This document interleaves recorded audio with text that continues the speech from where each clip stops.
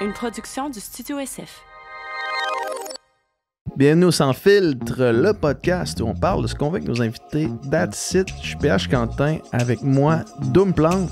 Cette semaine, on suit l'actualité, Dom, comme on le fait au Sans Fil depuis quelques temps. Là. On parle de ce qui se passe en Iran présentement. En Iran, présentement, il y a un soulèvement populaire, des revendications et il y a une répression vraiment très forte du gouvernement là-bas. Il y a des affrontements entre les forces de l'ordre et les citoyens, des gens qui se font...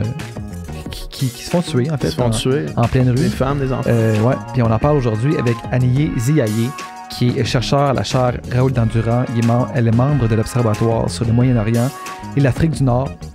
Donc, elle nous a expliqué, en fait, qu'est-ce qui se passe en ce moment en Iran, pourquoi on est rendu là. Puis surtout, en fait, on nous a parlé de l'histoire de ce pays-là.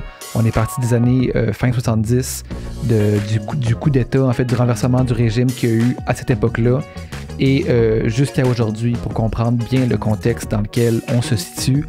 Donc, ça nous a vraiment permis de vraiment bien comprendre ce qui se passe, en fait, puis justement, pourquoi qu'aujourd'hui, il se passe ça. En fait, il y a quelques semaines, il y a une jeune femme iranienne qui a été tuée parce qu'elle portait pas le voile correctement, selon la police des mœurs là-bas en Iran. Donc, ça a provoqué un soulèvement populaire, là, comme je disais plus tôt. Donc, c'était vraiment très éclairant. J'ai vraiment une invitée hors pair, évidemment, pour bien comprendre le sujet. Ouais, puis une invitée hors pair qui a aussi un affect vraiment émotionnel avec la situation. Tu sais, elle-même a de la famille là-bas encore. Tu sais, c'est du stock ce qui se passe, puis tu sais, dans des situations comme ça, comme on le fait des fois au Sans Filtre, là, tu sais, c'est vraiment intéressant de pouvoir déplier la situation, puis pas juste regarder qu'est-ce qu'on voit aux médias à chaque jour, mais aussi d'en faire la chronologie pour essayer de comprendre comment on en est rendu là, puis ça permet vraiment de mieux comprendre les enjeux, j'ai l'impression. Puis c'est exactement ça qu'on a fait. Fait que sans plus attendre, en fait, à moins que tu aies quelque chose j'allais juste dire, je pense qu'il faut en parler, tu sais, puis c'est ce qu'on essaie de faire aujourd'hui. Puis des fois, je pose la question dans le podcast, on se pose beaucoup la question, des fois qu'on regarde des affaires comme ça, qui se passent à l'international, qu'est-ce qu'on peut faire? Puis tu sais, on peut physiquement, je veux dire, on peut pas faire grand-chose, mais ce qu'on peut faire, c'est d'en parler. Puis plus on en parle, plus on répand l'information, plus on conscientise les autres autour de nous, bien, plus ça met de pression sur nos élus en haut, plus ça met de pression sur nos gouvernements occidentaux d'agir, puis de se mêler de ce qui se passe, puis d'essayer de régler les conflits. Oui, exact. Donc, sans plus attendre, on vous laisse à cette magnifique conversation. Bon podcast. Bonne écoute. Le podcast de cette semaine est présenté par Canada Sauce. Je suis fier de faire la collaboration avec Canada Sauce parce que c'est une compagnie de chez nous. Moi, je viens du Saguenay. C'est une compagnie du Saguenay. C'est des sauces, des condiments, ketchup, moutarde, relish. OK? Là, on les a devant nous. Puis on va les goûter live. On les a pas goûtés encore. Je suis convaincu que ça va être délicieux. Moi, je connais ces sauces-là. J'ai déjà goûté, mais je veux voir la face de Dom que vous pouvez goûter. Je suis convaincu que ça va être bon. Rien de mieux qu'une sauce. Une vie sans sauce, ça serait une vie sans bonheur.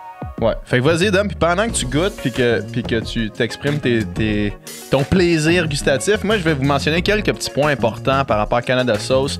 Premièrement, c'est un choix patriotique parce que c'est Canada Sauce contre toutes les multinationales que vous connaissez. C'est une compagnie d'ici qui fait des produits que vous utilisez déjà, mais que vous encouragez sûrement des grosses multinationales.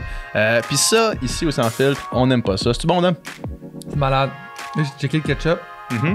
Très solide. Ok, moutarde. Je suis un gars de moutarde. Fait que si j'aime ça, ça veut dire que c'est quelque chose. Aucun ajout chimique, juste des ingrédients 100% naturels, juste des ingrédients aussi 100% canadiens, ce qui est super, super important dans l'économie 360 locale. Puis la moutarde? C'est malade. Malade. Donc, si vous voulez essayer vous-même Canada Sauce, ils ont des points de vente IGA, Métro, Provigo, Maxi, Costco, Avril, Marché Santé, je pense que ça s'appelle. Juste Avril, vous connaissez Avril? Yeah. Canada Sauce, des bouteilles recyclables en vitre. Impeccable. C'est des produits qu'on utilise tout le temps, tu sais, du ketchup, de la moutarde, qu'on en met partout, on en mange souvent. Fait que tu sais, c'est parfait de pouvoir encourager l'entreprise québécoise, les ingrédients d'ici. Ça fait vraiment une différence plutôt que les chaînes, les géants américains. La relish est débile aussi. Ah ouais, puis c'est vraiment super, super bon. Fait que il y a juste du positif avec Canada Sauce. Let's go. Le choix logique, Canada Sauce. Merci gang, merci à Canada Sauce, puis bon podcast. Une vie sans sauce. Une vie sans sauce, c'est plat. Une vie sans bonheur. C'est ça qu'ils disent. Merci. Yeah. Le podcast de cette semaine est présenté par Manscaped. Si vous m'écoutez en ce moment en vidéo, je me suis rasé une moustache. Parce que je voulais essayer de voir de quoi ça avait l'air dans Top Gun. Je me suis rasé une moustache. La moustache comme telle est vraiment moyenne. Ça vaut, si vous êtes en char sur votre cell, ça vaut pas la peine d'aller voir sur YouTube. Non, mais là, t'as un petit repousse, mais quand t'avais vraiment juste la moustache, ça flashait, je trouvais. C'était correct. J'aimais ça. Bref, je l'ai fait avec le Lawnmower 4.0 de Manscaped, puis j'ai fini ça ici avec le petit... ils appellent ça le crop shaver, mais c'est un rasoir, on va se le dire. Là. C'est un rasoir pour tout. C'est pour les couilles, mais aussi pour la face. Puis, ils ont le Platinum Package d'hommes qui ont sorti, qui est leur disons-le, leur package absolu. Là. Quand j'ai vu tout ce qu'il y avait dans ce package-là, c'est pas des jokes, j'ai failli tomber en bas de ma chance. Mm-hmm. J'en croyais pas mes yeux. Puis je vais sortir la liste. Puis non, mais on va vous le dire. Moi, je m'en rappelle par cœur. Il y a le Lawnmower 4.0 que j'ai parlé. Il y a le Crop Preserver qui est genre un petit déodorant pour les couilles. Il y a le Crop Reviver qui est un toner pour les balls. Des boxeurs. Les boxeurs, t'es un grand fan des boxeurs. Moi, c'est mes boxeurs préférés. Ils sont vraiment confortables. Moi, j'ai mis pour dormir. C'est excellent. Il y a un travel bag qui est mon travel bag que j'utilise. Il y a toute la grande compagnie des affaires pour se laver dans la douche. Donc, shampoing revitalisant 2 en 1, body wash, avec l'odeur caractéristique de Manscaped. Puis il y a même la crème, le spray hydratant. Moi, le spray hydratant, j'en ai plus tellement. Je l'utilise, je le mets dans mes pâtes quasiment. Là. J'en ai, là. T'en as comme huile. Je suis hydraté, là. D'habitude, je perds ma peau au soleil. Là, je suis hydraté, je suis bronzé, je nage dehors. Life is good. Yeah! Manscaped, on a un code promo pour vous autres qui est le sans filtre pour 20% de rabais et la livraison gratuite. Sautez là-dessus. Comme quoi? On a juste une vie à vivre, puis c'est avec Manscaped. Merci Manscaped. Merci à vous.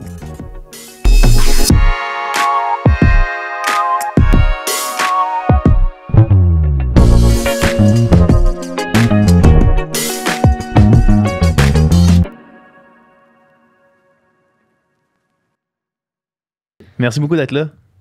Merci. C'est super apprécié. Après une grosse soirée, à quelle heure on se couche après tout le monde en parle? Je pense l'émission s'est terminée à 22h et après il y a eu une autre soirée et donc jusqu'à 1h du matin pour moi en tout cas.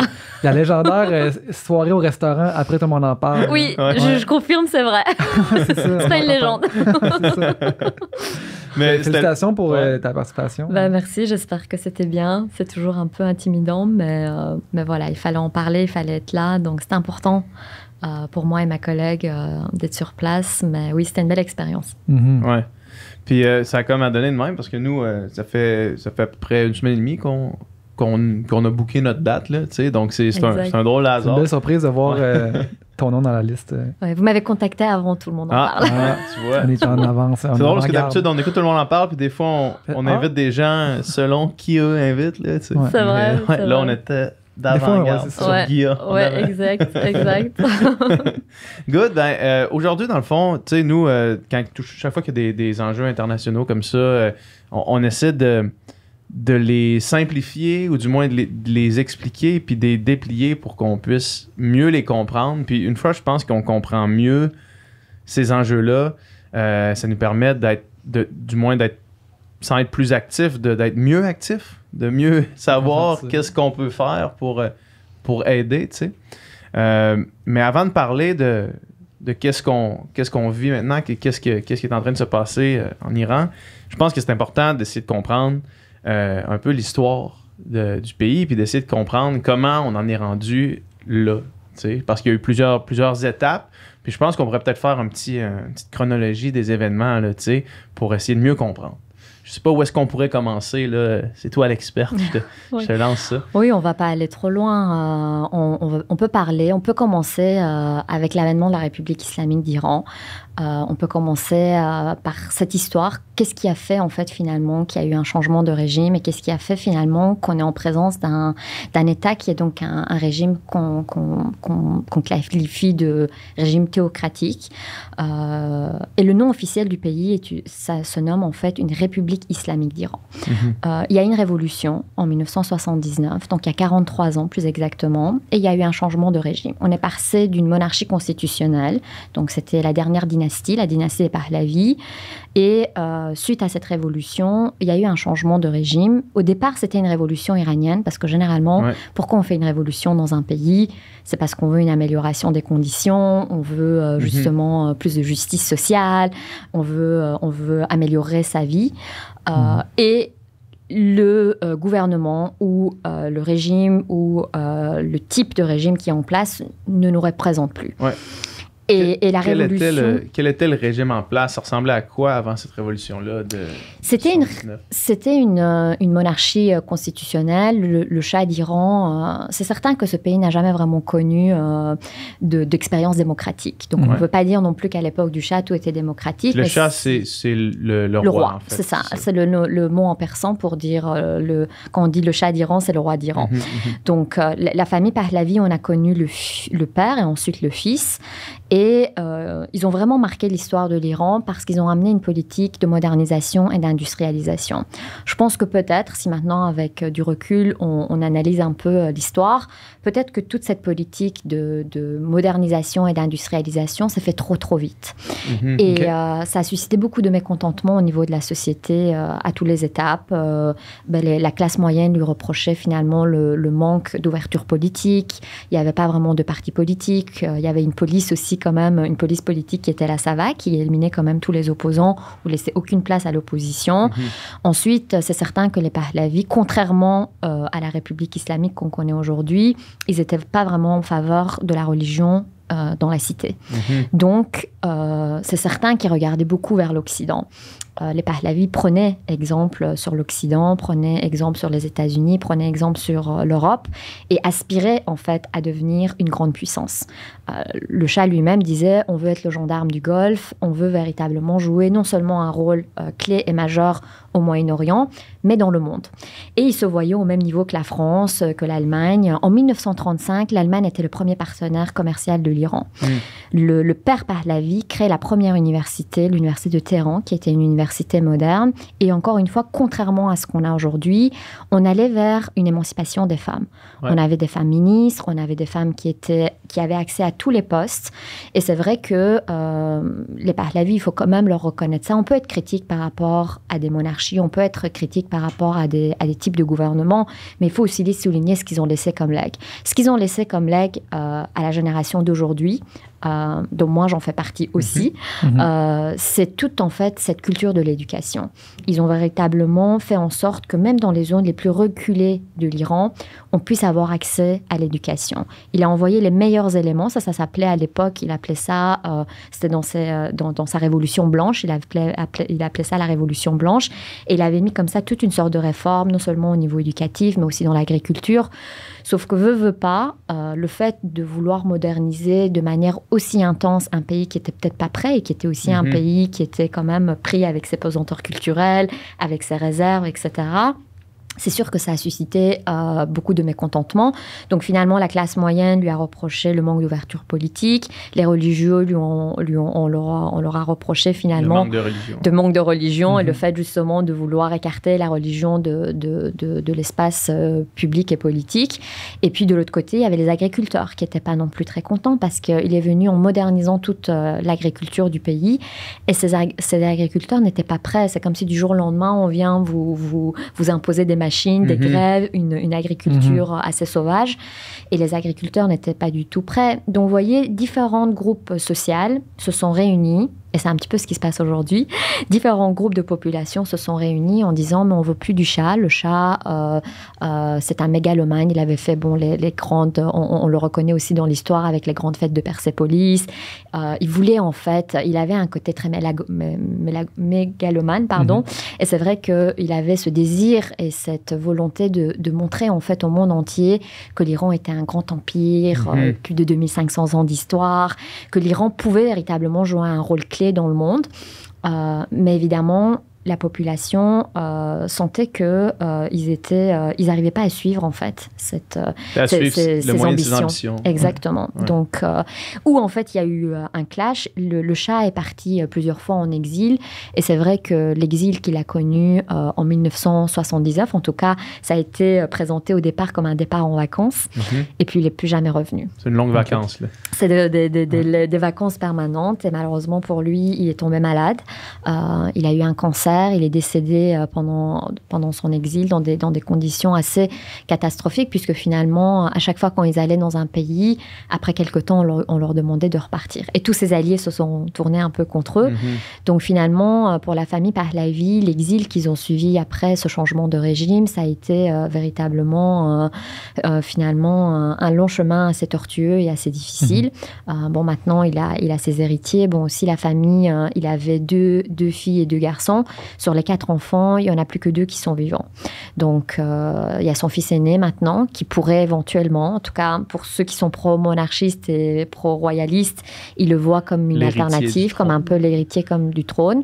La reine, évidemment, Faradiba, elle n'a plus le statut de reine d'Iran, mais on l'appelle Faradiba, et c'est vrai que pour certains, elle a une légitimité pour ceux qui sont évidemment pro-royalistes, et puis c'est certain qu'ils n'ont pas non plus une légitimité, ou en tout cas, ils n'ont pas des partisans non plus partout. Non, ils n'ont pas de partisans internationaux. Là. Non, c'est ça. Il y a des gens qui sont en faveur et qui les respectent. Et puis surtout, je pense que le fait aussi que la population iranienne a vu qu'est-ce qui est venu après, je pense qu'ils ont d'autant plus de respect pour le régime. Il y a eu comme ça, en fait, une nostalgie même pour le régime précédent. Et ce qui est d'autant plus intéressant, si on parle des jeunes générations, des gens de notre génération, les gens de notre génération aujourd'hui reprochent à leurs propres parents d'avoir fait la révolution en disant, mais qu'est-ce que vous avez fait ? Vous viviez super bien, il n'y avait pas de voile obligatoire, vous buvez de l'alcool, vous partez en vacances, vous avez une meilleure condition de vie. Tout n'était pas parfait, mais si vous voulez, la génération d'aujourd'hui a eu tendance à reprocher à leurs propres parents en disant... vous avez amené en fait une république islamique, et nous, on est cette génération, on est né sous une république islamique, mais à avoir pu choisir, on aurait voulu naître dans la monarchie, ou en tout cas une monarchie, ou en tout cas un État non islamique. Islamique. Donc c'est exactement aujourd'hui ce qu'il en est. C'est vraiment la question de dire finalement c'est pas une société islamique qu'on veut, et donc, vous voyez, c'est d'où les tensions aussi parfois, où il y a eu par moments justement entre les générations. Et on arrive donc avec l'arrivée de Khomeini en 1979. Khomeini, qu'il ne faut pas oublier, il a été accueilli à bras ouverts par la France. Il a été exilé en Irak, à Najaf. Et ensuite, il a connu 15 ans d'exil. Le Shah pouvait... En fait, c'était un des opposants du Shah. Et on avait conseillé, pour la petite histoire, on avait conseillé au Shah d'Iran en disant, écoutez, vous avez comme ça des opposants, dont un qui est Ayatollah Khomeini. À l'époque, c'était pas un ayatollah, mais en tout cas, il y avait cette figure religieuse qui était farouchement contre. Même le père de Khomeini était contre les Pahlavis. Donc, il y avait évidemment toute cette historique, finalement, de familles religieuses qui s'opposaient à la dynastie des Pahlavis. Et le Shah prend la décision de ne pas l'éliminer physiquement et de l'envoyer en exil. Donc l'Iran a connu comme ça toute une série d'exilés politiques, et Khomeini fait partie de ces grandes figures d'exilés. 15 ans en exil en Irak. Et le plus surprenant aujourd'hui, c'est que la France, la République laïque française, a accueilli sur son territoire pendant 112 jours Khomeini à Paris, en France, à Neuf-le-Château. C'était sous Giscard d'Estaing. Et aujourd'hui, vous savez, beaucoup d'Iraniens en veulent aussi à la France en disant finalement, cette figure religieuse et politique qu'aujourd'hui, nous, on rejette, vous l'avez accueillie quand même sur votre territoire. Et surtout, sur un territoire qui a aussi finalement s'est battu pour mettre en place la laïcité. Alors, vous voyez toute la dynamique et les tensions. Est-ce qu'on le percevait comme quelqu'un de plutôt radical ou plutôt modéré à l'époque, mettons? Khomeini? Oui, avant que l'État soit renversé. C'est une bonne question. Ça dépend de quel angle on se situe. Khomeini, en fait, qu'est-ce qui a plu dans son discours parce qu'il a préparé quand même son arrivée en Iran. À l'époque, on ne parlait pas de révolution Twitter, on parlait de la révolution des cassettes. Il enregistrait sur des cassettes. Là, maintenant, peut-être que ça ne dit pas grand-chose aux personnes qui nous écoutent. On pourra mettre une image. Il enregistrait son discours sur des cassettes qu'on faisait circuler. On disait que ça circulait sous les manteaux. Et puis, voilà, il avait cette possibilité, finalement, de faire connaître son discours à travers le pays en étant à l'extérieur. Et donc, qu'est-ce qui plaisait le plus dans son discours politique et religieux? Parce qu'à la fois, il faut savoir que Khomeini a emmené une idéologie religieuse et politique. On a parlé par la suite de l'islam politique, etc. Véritablement, sa vision à lui, c'était de dire il faut qu'on amène une forme de moralité spirituelle, évidemment en s'inspirant des valeurs de l'islam, en partant des textes religieux, mais il faut évidemment que ce soit en équation avec la justice sociale, avec la question des femmes. Ce qui est très bizarre, moi j'ai analysé les discours de Khomeini. Il valorisait la femme iranienne. Il disait la femme iranienne va jouer dans la République islamique, va jouer un rôle important, va bénéficier du statut qui lui revient. On voit que 43 ans plus tard, le statut qui lui est revenu, c'est une citoyenne de seconde zone, pour dire même pas peut-être de citoyenne de seconde zone, c'est-à-dire que les promesses qu'il a fait et cette politique finalement, je dirais ce discours très séduisant, de parler de justice sociale, de mélanger en fait un discours très social avec un discours islamiste, je pense que ça a été un mariage qui a pu faire en sorte qu'il s'est donné une légitimité religieuse et de facto une légitimité politique. Et c'est un discours qui plaisait parce qu'en fait, il est venu avec un discours en disant c'est la fin de la répression, c'est la fin de la dynastie des Pahlavis qui ne vous ont pas écouté, qui répondent plus à vos besoins. Mais nous, maintenant, on va être... D'ailleurs, il y a un vocabulaire qu'il utilisait souvent, ça revenait souvent dans ses discours, c'était le vocable les défavorisés. Il disait, nous, on va prendre soin des défavorisés, on va prendre soin de la base, on va partir de la base de la société, du peuple, en fait. Et donc, il se donnait, si vous voulez, il avait ce discours quand même, qui est un discours finalement de gauche, et qui est un discours qui peut séduire madame et monsieur tout le monde en disant, enfin, il y en a un qui va défendre notre intérêt. Moi, je suis ouvrier, je suis enseignante, je fais pas beaucoup d'argent, je suis dans la franche austérité, et donc on a quelqu'un qui va enfin venir défendre nos intérêts. Et c'est comme ça qu'il a pu bâtir, si vous voulez, un appui populaire. Et il arrive avec Air France. J'invite à regarder les archives. Il arrive avec Air France sur le territoire iranien. Et on a sous-estimé, si vous voulez, le pouvoir religieux en Iran. On pourrait faire le procès de beaucoup de gens aujourd'hui. On pourrait dire, une des premières choses qu'on peut reprocher, c'est les intellectuels. Comment les intellectuels iraniens ont sous-estimé le pouvoir religieux? Il y avait des intellectuels à l'époque qui disaient, vous savez, Khomeini va arriver 3-4 mois, il va apaiser les tensions, et ensuite, nous, on va pouvoir mettre en place un modèle de société, on va pouvoir mettre en place une nouvelle structure politique. Parce que, est-ce que l'objectif de la révolution, au final, c'est d'instaurer une genre de démocratie, ou ça n'a jamais été dans l'objectif de faire tout ça? Non. L'objectif de Khomeini, il a dit très vite, quand il est arrivé en Iran, il a dit ni l'Ouest, ni l'Est, donc on regarde ni l'Union soviétique, ni l'Occident, mais la République islamique. Son objectif, c'était quoi? C'était d'en faire un État islamique. Et non seulement, il disait, on va faire de l'Iran un État islamique, mais on va exporter ce modèle à l'extérieur de l'Iran.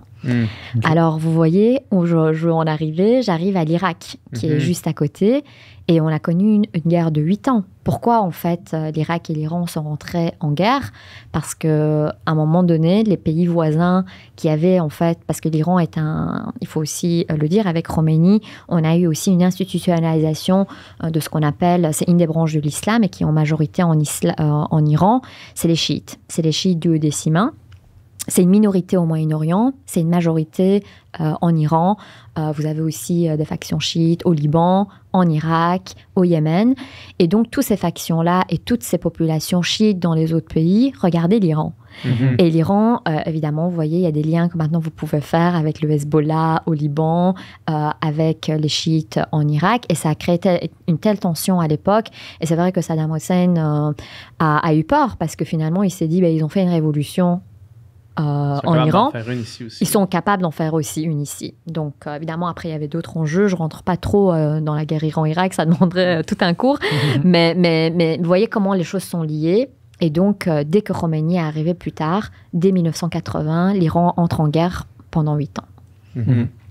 Mais donc, tu sais, quand tu dis les jeunes de notre génération reprochent à leurs parents d'avoir fait la révolution, personne ne s'attendait à ce que ça tourne au vinaigre comme ça, finalement. On savait que ça serait un État religieux, mais ils se disaient beaucoup plus ouvert qu'il l'était réellement, finalement. Oui, absolument. Oui, tout le monde pensait qu'on allait avoir une amélioration des choses, qu'on n'allait pas avoir, évidemment, une industrialisation, une modernisation aussi rapide. On pensait que, finalement, Khomeini allait prendre soin de la population iranienne. 43 ans plus tard, maintenant, on peut faire un bilan et on peut surtout faire un procès à cet État parce que finalement, les promesses n'ont pas été tenues. Et quand on regarde le bilan économique, le bilan social, le bilan politique et même, je dirais, cette défense farouche de défendre des valeurs islamiques et une religion à travers l'islam, mais il y a un échec total puisqu'on le voit. Les Iraniens, pour beaucoup d'Iraniens, l'islam n'est pas une identité. Et non seulement c'est pas une identité, mais en plus, ils rejettent tout ça. Parce que pour eux, c'est quoi? Une société islamique est synonyme de répression, de manque de liberté, de manque aux droits humains, manque aux libertés les plus fondamentales, etc. Donc, en fait, dans les années, mettons, dans le contexte des années fin 70, est-ce que, on avait un État où le politique et le religieux étaient plus séparés. Est-ce que les gens étaient très religieux à cette époque-là? Est-ce qu'un discours religieux, ça résonnait beaucoup chez les gens? Est-ce que c'était ça ou c'était plus sur d'autres aspects? Oui, non, c'est à la fois, vous avez en Iran, en fait, c'est ça peut-être la complexité du pays, parce que vous avez à la fois dans ce pays, l'Iran, c'est une mosaïque de peuples. Et donc, vous avez différentes ethnies, vous avez différentes religions, vous avez en Iran des chrétiens, les gens savent moins, vous savez, il y a des églises qui se trouvent à Téhéran, vous avez des juifs, vous avez vraiment des quartiers juifs à Téhéran et dans d'autres coins du pays. Donc, vous voyez, juifs, chrétiens, musulmans, vous aviez les zoroastriens qui précèdent en fait l'islam en Iran. Et donc, vous aviez comme ça différentes croyances, différentes ethnies, différentes religions. Donc, tout le monde n'était pas... Oui, peut-être qu'il y avait une partie de la population qui était croyante, et même encore aujourd'hui, il y a une partie de la population qui est croyante et pratiquante aussi.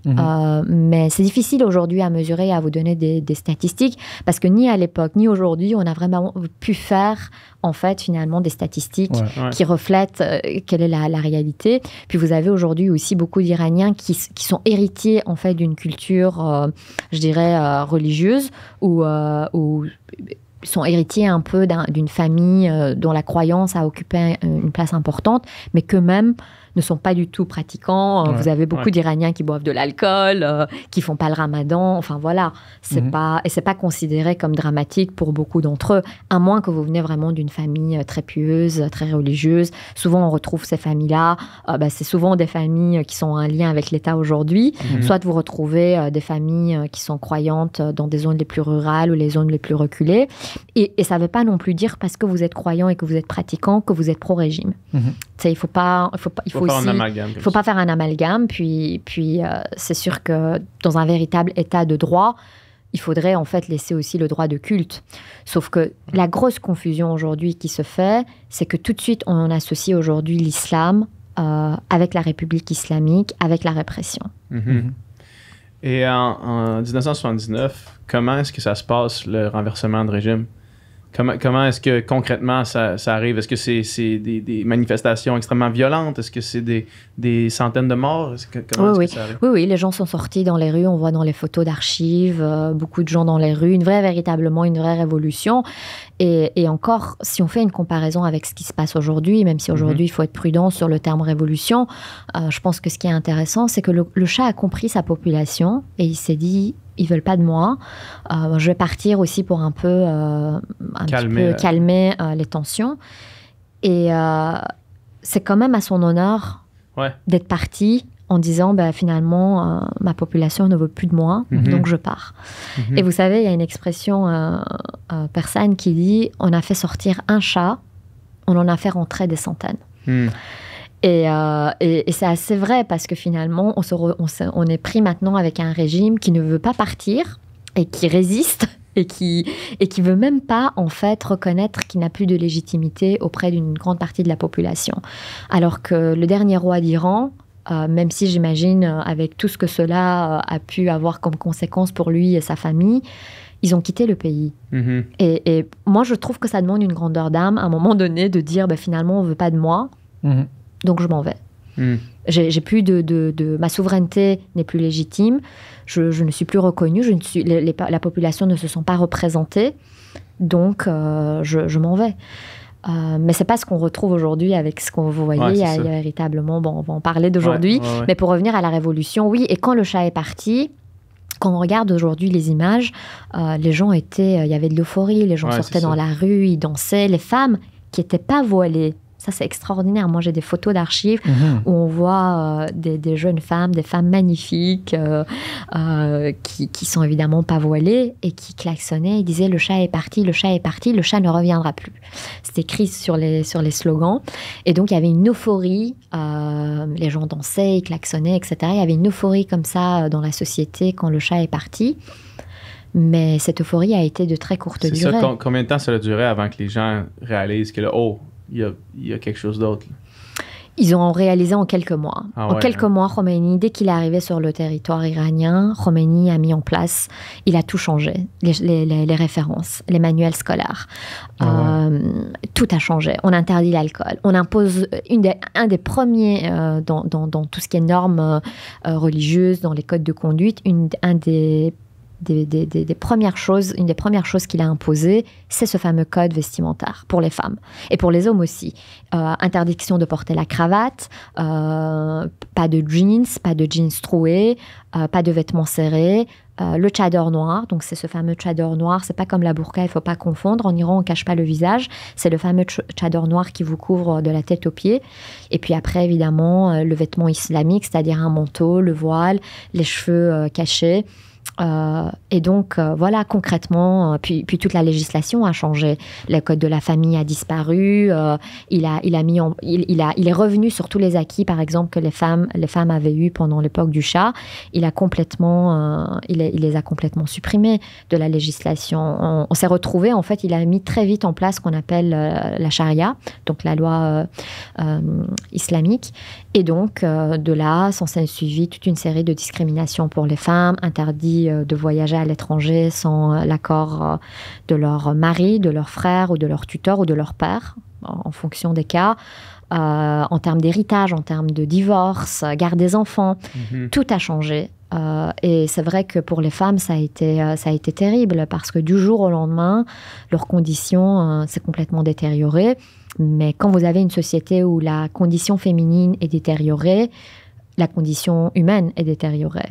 La condition des enfants, les relations hommes-femmes ont été complètement revues. Vous ne pouviez plus tenir la main de votre petite amie, de votre petit copain, plus de bisous dans l'espace public.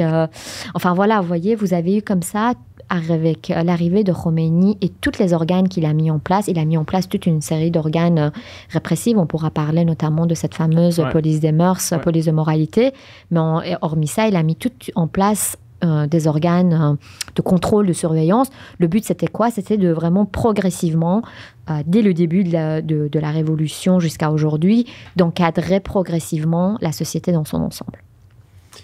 Et à partir de là, jusqu'à maintenant, est-ce qu'il y a eu des tentatives de révolution ou du moins démonstrations, de manifestations. À quoi ça ressemble? Oui, absolument. 43 ans, ouais, 43 ans, exactement. J'imagine que l'opinion publique sur ce appelons, gouvernement, entre guillemets, là, j'imagine qu'il a changé assez rapidement, que l'appui, quand on s'est rendu compte que c'est ça qui se passait, est-ce que les gens automatiquement sont sortis puis ont décrié ce régime-là, ou ça a pris du temps avant qu'il y ait une grogne qui s'installe? Oui, ça a pris un peu de temps parce qu'on ne savait pas trop à quoi s'attendre, le temps qu'ils mettent en place ces infrastructures pour qu'ils changent d'autant les références, si vous voulez, au niveau de la société, au niveau politique, etc. Mais très vite, les gens pensaient que de toute façon, ils pensaient peut-être, entre guillemets, naïvement, que les choses allaient s'améliorer et que finalement, ce qu'ils étaient en train de se mettre en place, peut-être, les gens donnaient du temps. C'était un peu le cas de beaucoup de parents, justement, cette génération qui ont fait la révolution. Ils se sont dit, on va voir, il arrive, on va peut-être avoir des améliorations, on ne sait pas, voilà, on a fait une révolution, le chat est parti, donc maintenant, peut-être qu'on va avoir une vie meilleure. Parce que souvent, c'est à ça qu'on inspire. On veut tous une vie meilleure, on veut tous une amélioration de notre condition sociale, politique, économique. Sauf que dès les années 1980, un des premiers groupes à avoir manifesté contre la République islamique, c'était justement les femmes. Là aussi, les photos d'archives nous montrent que dès 1980, les femmes étaient, mais surtout dans ce type de manifestation, elles n'étaient pas du tout voilées.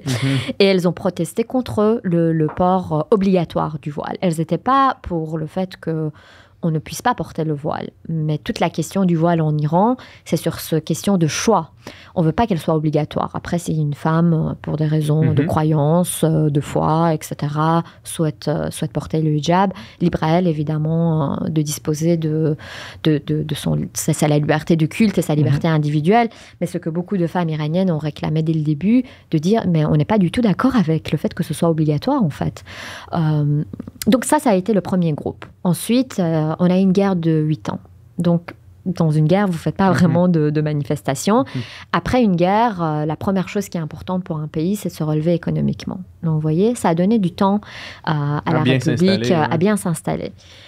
Un des premiers mouvements qui a eu lieu au Moyen-Orient, et avant le printemps arabe, ça a été ce fameux mouvement vert. Là, vous voyez, on avance un peu dans le temps et de manière chronologique. Le mouvement vert éclate en 2009. En juin 2009, c'était les élections présidentielles. Ahmadinejad arrive au pouvoir.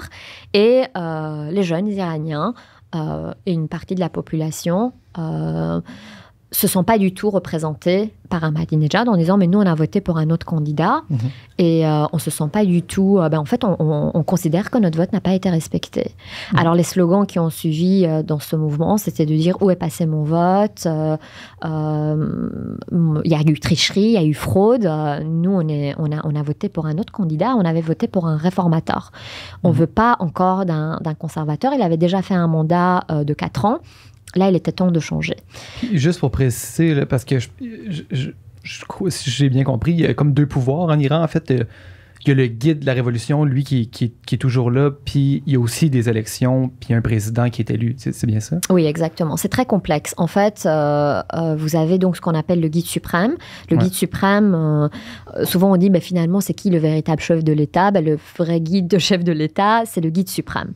Le guide suprême n'a pas été élu. Il a été finalement, il a été choisi par le guide suprême précédent. Donc le premier a été Khomeini, et là en ce moment c'est Ali Khamenei. Ensuite vous avez des élections pour élire le président. Donc ça ça sonne jamais bien suprême dans un titre. C'est comme on dirait qu'il y a quelque chose qui est comme commandant suprême. Il y a comme des choses bizarres. Là. Mais c'est l'esprit, hein. C'est l'esprit, c'est de dire finalement il est au-dessus de la mêlée. Il a le pouvoir absolu, il a le pouvoir de l'armée, il a le pouvoir des médias. C'est lui qui intervient en dernière position. Vous savez, le terme république islamique est une contradiction en soi. Parce que vous avez en fait tous les éléments d'une république en Iran. D'ailleurs, ça va vous paraître bizarre, mais la constitution iranienne qui existe aujourd'hui a été inspirée de la constitution belge et française. Et parce que Khomeini était en France, il ne faut pas oublier. Donc, en fait, toute cette notion de représentativité de république, il s'en est inspiré comme il était en France. Il a peut-être qu'il n'a pas tout à fait compris non plus l'esprit d'une république, parce que finalement, il a amené en Iran toute cette structure politique. Donc, c'est vraiment étrange, parce que quand on regarde la constitution et la structure politique en Iran, ce qui est intéressant, c'est que vous retrouvez des éléments qu'on peut retrouver dans une république. Une constitution, un parlement, des élections. Vous avez la division des pouvoirs, judiciaire, exécutive et législative. Et vous dites, mais c'est magnifique, c'est extraordinaire. Un pays au Moyen-Orient, il y a cette... Et puis là, on creuse. Et là, on voit que en fait, tout se tient dans le sens où, finalement, les uns dépendent des autres. Et au sommet du pouvoir, c'est qui? C'est ce fameux guide suprême qui décide et qui légifère pour tout le monde. Puis qui est au-dessus, finalement, du président qui est élu. Qui est au-dessus, évidemment. Évidemment, parce que souvent, d'ailleurs, c'est assez intéressant, il y avait des journalistes qui disaient, mais finalement, les Iraniens ont un président, mais c'est pas véritablement lui qui décide. Donc, c'est qui décide véritablement dans votre pays? Et c'est vrai que c'est une bonne question, dans le sens où on ne sait pas véritablement qui décide dans ce pays. Vous avez comme ça différents conseils, vous avez des gardiens de la Révolution, vous avez un conseil de clergé, qu'on parle de 80 clergés qui sont derrière le guide suprême. Enfin, voilà, après, il n'y a pas beaucoup de transparence. On ne sait pas véritablement qui prend les décisions. Ce qu'on sait aujourd'hui, c'est que c'est le guide suprême, c'est le guide, donc le terme guide, le guide suprême, qui guide les autres et qui dit finalement la voie à suivre. Et d'ailleurs, aujourd'hui, il y a des rumeurs qui courent aussi comme quoi il est malade, parce qu'il est très vieux et on pense qu'il est malade, donc il va peut-être décéder dans peu de temps. Donc aussi, c'est toute la question, si lui vient à décéder, qu'est-ce qui va arriver? Parce que là aussi, on va peut-être arriver à une explosion, une révolution suite à l'annonce de son décès. Son successeur. Parce ça pourrait être une opportunité de... Ça pourrait être une opportunité, ça pourrait être une belle fenêtre d'opportunité. Donc ça, c'est vraiment à suivre. Mais bon, il a intervenu dans les médias pour aussi montrer qu'il était là. Évidemment, il a condamné les protestations actuelles. Il a noté que il montrerait, enfin, le gouvernement va montrer aucune indulgence vis-à-vis des manifestants et des protestataires. Mais c'est ça. Donc, pour revenir à votre question qui était dans la suite, oui, les revendications. On était rendu en 2009. Allez, revenons en 2009. Merci pour... revenons en 2009. Mais il faut aussi le dire que même moi, j'ai regardé, même avant 2009, si on regarde aussi les années 90, 97, 2003, il y a eu des petits moments il y a eu des protestations, mais à chaque fois, ça a été écrasé dans l'œuf. Et puis, à l'époque, on n'avait pas les réseaux sociaux, on n'avait pas une visibilité aussi large. Je pense que ce qui a donné aussi beaucoup la lumière au mouvement vert en 2009, c'était que finalement, on avait des journalistes citoyens qui prenaient le cellulaire, qui filmaient les réseaux sociaux, on relayait sur YouTube, on faisait des photos, on montrait aussi le visage de la répression. Donc déjà, à ce moment-là, il y avait des sèmes qui étaient des graines, qui étaient semées.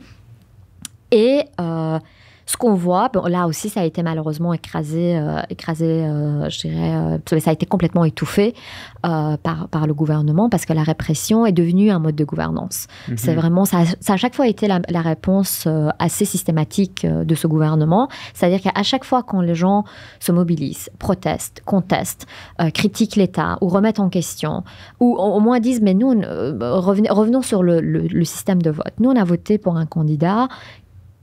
Qu'est-ce qui s'est passé? On a joué le jeu politique, parce que c'est vrai qu'il faut dire aussi qu'en Iran, ce qu'on voit, c'est qu'en ce moment, et depuis de nombreuses années, il y a un grand taux d'abstentéisme. Mais quand ils sont rendus aux urnes et qu'ils ont voté, et que les gens ont appelé en masse en disant non, allez voter, c'est quand même important, même si vous n'êtes pas d'accord avec le système, à un moment, il faut qu'on puisse changer le système de l'intérieur. Donc, ces jeunes-là, qui avaient beaucoup d'espoir, se sont rendus aux urnes, alors que peut-être ils n'y croyaient pas. Mais là, encore une fois, ils ont eu la confirmation que finalement, on ne respectait pas leur choix. Donc, vous voyez comment les choses, cette frustration commence en fait à croître. Moi, je parle en fait la perte de légitimité de l'État, je la considère dès 2005. Moi, je pense que dès 2005, il y a eu cette légitimité politique a commencé à s'effriter. Et puis, ce qu'on a vu, pour revenir au mouvement de protestation, depuis la fin 2017 jusqu'à aujourd'hui.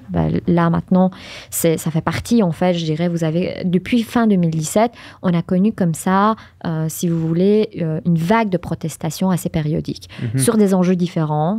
Tantôt, c'était le prix de l'essence qui avait augmenté. Tantôt, c'était malheureusement avec le vol 752, cet avion finalement civil qui a reçu 2 missiles.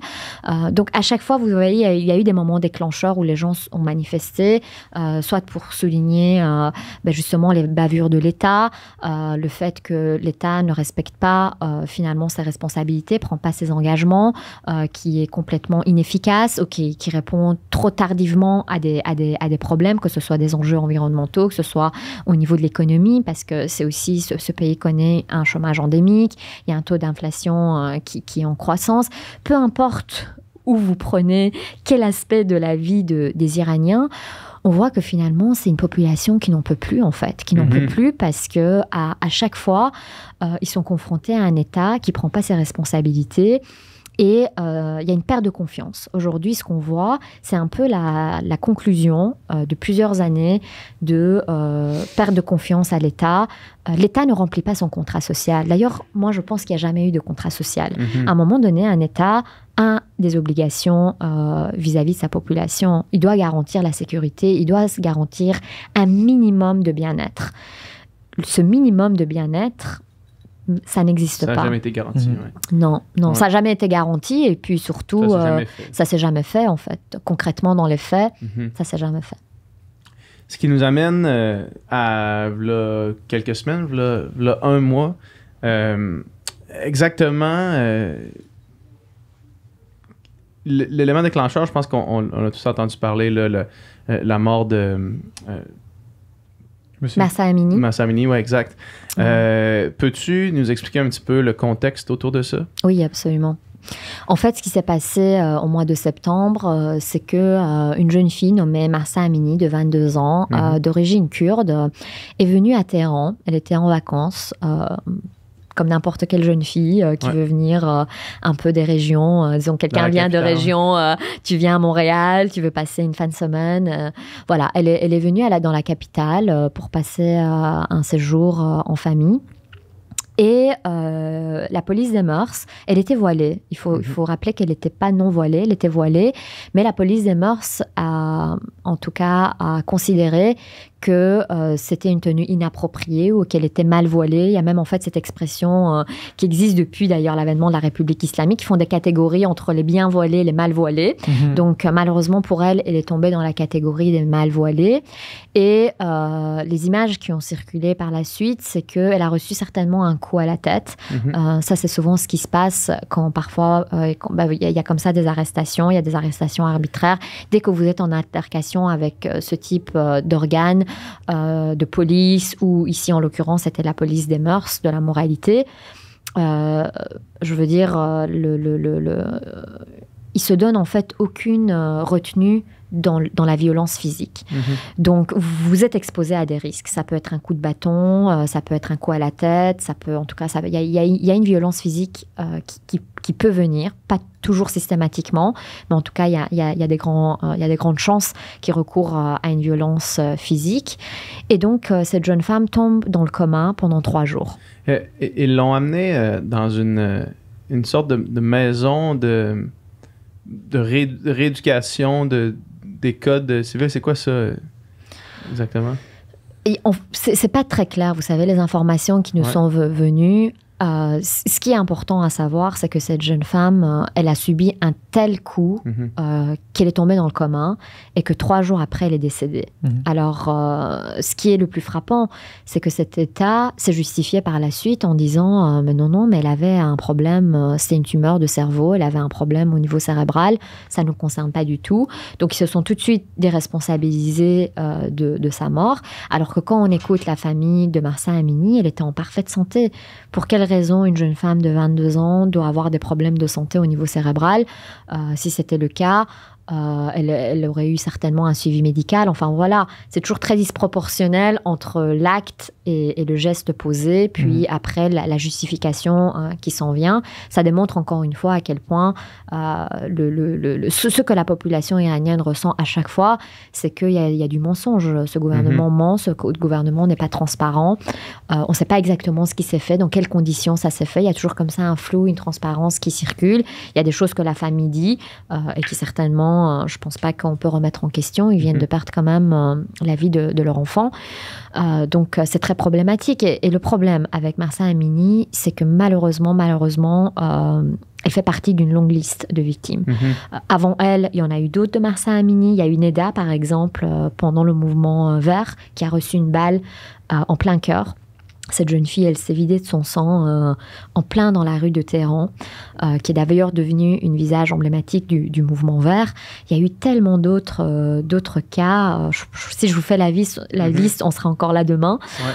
Et malheureusement, on voit que ce qui est le plus étonnant, c'est que donc l'État s'est donné donc finalement le droit de vie et de mort sur cette jeune femme, et qu'aujourd'hui, il tue des milliers et des centaines de personnes pour dire, mais on n'a pas tué Mahsa Amini. Ouais, c'est ça. Alors, vous justifiez en fait le fait que vous n'avez pas tué une personne, mais alors qu'est-ce que vous faites en ce moment? Qu'est-ce qu'il est en train de se faire? Parce que là, ce qui est en train de se faire, il y a non seulement du féminicide, on peut vraiment le dire dans ces termes-là, on cible les femmes non voilées, les femmes, vous avez vu, le voile est devenu aussi un moment déclencheur, puisque Mahsa Amini est quand même morte, il faut le dire, pour 2 mèches de cheveux. Et puis, aujourd'hui, ce qu'on est en train de voir, c'est aussi, en plus du féminicide, il y a aussi des infanticides. On tue des enfants aujourd'hui en Iran. À l'heure où je suis en train de vous parler, ils sont en train de tuer à balles réelles sur la population. Et donc, c'est ça, en fait, un État qui se donne le droit de vie, le droit de vie et de mort sur chaque citoyen. Ils utilisent des armes, ils sont super équipés. Depuis 2009, d'ailleurs, ils se sont rendus compte que la société s'organise, que la société va sur l'espace public. Et donc, maintenant, on a toute une structure moderne. Ils ont des équipements, ils sont très, très bien protégés. Ils ont des casques, ils ont des gilets. Alors que la population, ce qui est le plus drôle, c'est que la population, elle n'est même pas armée. Et c'est ça qui est le plus terrible. Et c'est ça qui est, je trouve, qui montre à quel point... Parce que ce côté, on est vraiment, en fait... C'est difficile d'en parler pour moi, mais je trouve qu'on est arrivé dans un état où il n'y a plus d'humanisme, en fait. Il y a plus d'humanisme. Comment vous donnez ce droit de tuer les enfants de ces familles? Vous tuez les enfants de la République. C'est des enfants de la République, mais c'est des enfants d'une République qui remettent en question la tribu islamique. Et c'est au prix de leur vie, finalement, que ces gens-là critiquent un État dans lequel ils ne se reconnaissent plus, tout simplement. On ne se reconnaît pas dans cet État, on ne se reconnaît pas dans le discours politique, on ne se reconnaît pas dans les règles morales et religieuses islamiques imposées par l'État. Mais est-ce que la réponse à ça, c'est la mort ? Est-ce qu'on assassine une personne parce qu'on ne partage pas? Vous voyez, c'est ça qui est très catastrophique, parce que je vous parle de ça, on est en 2022, on est presque en 2023. Et donc, le point déclencheur, pour revenir à ce mouvement, oui, a été Mahsa Amini, a été la mort de cette jeune fille, mais maintenant, il y a eu tellement d'autres morts, de jeunes, des moins jeunes, des plus jeunes. Et ça dépasse aujourd'hui, je pense, la question du voile, ça dépasse la question du code vestimentaire. Là, on est rendu ailleurs dans les mouvements de mobilisation. Les gens sortent dans les rues pour contester l'État en place, finalement. Oui, aujourd'hui, c'est très clair. Hein. Dans les slogans, c'est mort à la dictature, on ne veut plus de la République islamique, partez, on ne veut plus de vous. Et liberté, liberté. Au début, le slogan majeur qui est beaucoup sorti de ces manifestations, c'était femme, vie, liberté. Évidemment, femme, c'était toute la question liée à Mahsa Amini. Évidemment, la question du voile, parce que ça fait 43 ans que ces femmes, on leur dit finalement quoi porter, quoi faire, de quelle manière exister, en fait. C'est véritablement ça. Puis, le deuxième mot qui est vie, évidemment, c'est toute ce respect vis-à-vis de la vie humaine que l'État n'a plus. L'État n'a plus aucun respect, ne donne aucune valeur à la vie humaine. Quand tu dis ne plus, est-ce que la répression s'est endurcie avec le temps? J'imagine que oui. Absolument. La répression a toujours été là. La répression a été toujours là, mais elle a montré différents visages au fur et à mesure. Et ce qu'on ne sait pas aujourd'hui, c'est jusqu'où elle va aller et de quoi elle est capable. Ouais. Parce qu'il n'y a plus de limite, en fait. Dans le déploiement de cette force et de cette violence brutale, parce que c'est vraiment de la brutalité, il n'y a pas de retenue, il n'y a pas de limite. Et c'est ça, en fait, qui est très dangereux, parce que c'est un État qui a aussi les moyens. Un équipement très moderne, ultra moderne, ils utilisent du gaz lacrymogène, ils utilisent des jets d'eau, mais à la limite, si ça ne tenait qu'à ça. Mais ils tirent des balles réelles maintenant. Ouais. Ils sont armés, c'est une population, enfin c'est un État, pardon, pas une population, c'est un État qui est armé. La population, par contre, elle est désarmée, la population n'est pas armée, donc vous tirez en fait sur des civils. Ouais. Et c'est ça qui est le plus, je pense, le plus inacceptable et ce qui indigne aujourd'hui, je pense, des Iraniens de partout dans le monde, les Iraniens qui habitent en Iran. Et je pense que, Iraniens ou non, on ne peut pas accepter l'inacceptable. Est-ce qu'on peut appeler ça une guerre civile en ce moment, ce qui se passe en Iran? Ou? Pour être honnête avec vous, je ne sais pas comment on l'appelle. Ouais. Tantôt, certaines personnes vont dire on n'est plus dans une demande de réforme, on n'est plus dans une révolte, on est dans une révolution. C'est vrai que certaines personnes peuvent parler de guerre civile. Moi, je parlerais en termes de rupture. Moi, je pense qu'il y a une rupture visible, physique, sans équivoque, d'une rupture réelle entre la société et l'État. Aujourd'hui, le message est clair. On ne veut plus de la République islamique d'Iran. On veut plus, si vous voulez, c'est la confrontation de deux mondes. Vous avez d'un côté un monde qui prône et qui veut en fait gouverner comme une société islamique, et vous avez une autre société qui a des aspirations démocratiques et qui en tout cas défend l'humanisme et défend en tout cas des valeurs ou des libertés les plus fondamentales. C'est le droit de circuler, le droit de presse, la liberté de presse, la liberté d'expression, la liberté d'opinion, la liberté d'exister, je pense tout simplement, en tant qu'individu. Le premier sens du mot liberté, c'est une possibilité de choix. C'est exactement ce que la population iranienne n'a pas. Les jeunes n'ont pas, les femmes n'ont pas, les hommes non plus.